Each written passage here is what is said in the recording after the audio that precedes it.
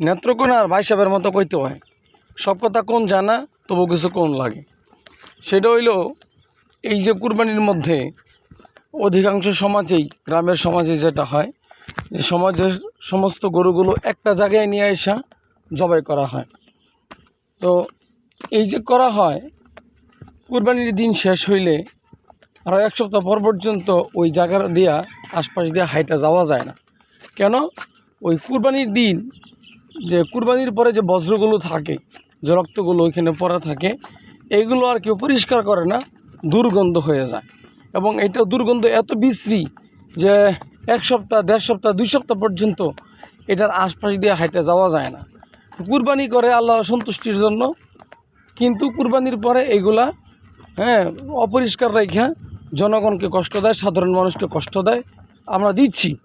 তো এটা করার পরে তা কতটুকু থাকে?